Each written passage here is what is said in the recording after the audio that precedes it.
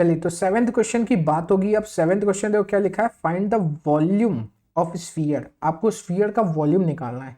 Sphere का volume निकालना हो तो 4/3 पाई आर क्यूब लगाना पड़ता है, मतलब मेरे को सिर्फ रेडियस की जरूरत पड़ेगी। तो बोल रहा है स्फीयर का वॉल्यूम निकालो जब उसका सरफेस एरिया है 154 सेंटीमीटर स्क्वायर। हमें रेडियस ना देके सरफेस एरिया दे दिया गया। मैंने आपको बताया था सेकंड एक्सरसाइज में कि स्फीयर का CSA हो चाहे TSA हो, दोनों बराबर होते हैं। इसके बराबर होते हैं 4πr² के। तो स्फीयर का CSA और TSA दोनों 4πr² होते हैं।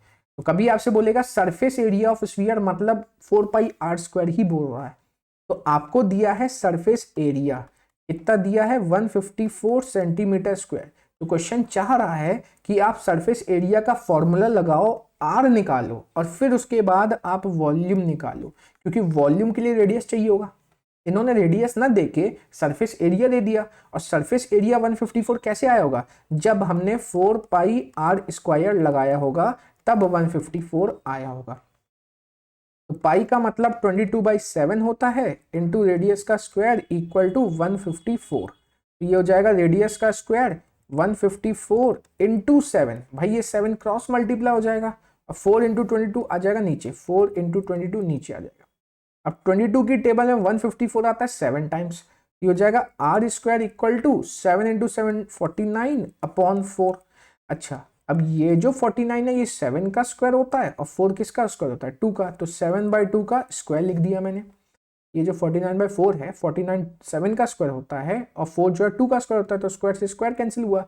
तो R इक्वल टू आ गया 7/2 सेंटीमीटर। अब जैसे ही रेडियस आ गई अब हम वॉल्यूम निकाल सकते हैं। आइए वॉल्यूम निकालते हैं। वॉल्यूम होता है स्फीयर का 4/3 पाई r³। तो वॉल्यूम हो जाएगा 4/3 पाई मतलब 22/7, रेडियस का क्यूब 7/2, रेडियस है 7/2 इंटू 7/2 इंटू 7/2। ठीक है, ये वाला 7 कैंसिल हुआ। अब 2 इंटू 2 4 होता है, तो ये वाला 4 गया। अब 2 की टेबल से ये आ जाएगा 11, तो आंसर आ जाएगा 11 इंटू 49 अपॉन 3। आ जाएगा कि नहीं आ जाएगा? 11 इंटू 49 कितना होता है? 11 इंटू 49, 11 इंटू 49, 11 इंटू 49, 7 टू 7 49 है ना। 49 इंटू 11, तो ये आ जाएगा 49 क्रॉस 49, ये आ जाएगा 9 13 1, तो ये आ जाएगा 539। तो 539/3। ठीक है, अब इसको ना डिवाइड लगाते हैं, डिवाइड लगा के एग्जैक्ट आंसर लिख देते हैं, एग्जैक्ट आंसर लिख देते हैं। तो 539/3, 539/3, 3 से डिवाइड लगाएंगे। 3 इंटू 17 51, तो बचा 9 नीचे आया। 3 इंटू 9 इज 27, 2 बच गया, बचा।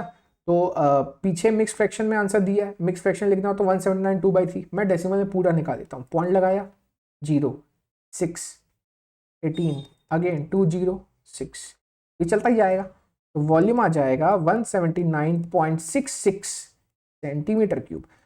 यहाँ कुछ लोग इसे ऐसा लिखेंगे 179.6, क्योंकि 6 रिपीट हो रहा है तो इसे 66 ना लिख के 67 लिख देते हैं। 67 सेंटीमीटर क्यूब, क्योंकि 666 कई बार आ रहा है तो इसे हम 67 मान लेते हैं। देखो 666 जा रहा है 0.66, लेकिन 7 अप्रोच नहीं कर रहा, लेकिन ऑलमोस्ट 67 है। अपन ऐसे लिख देते हैं, आपको जैसे समझ में आप वो लिख सकते हो।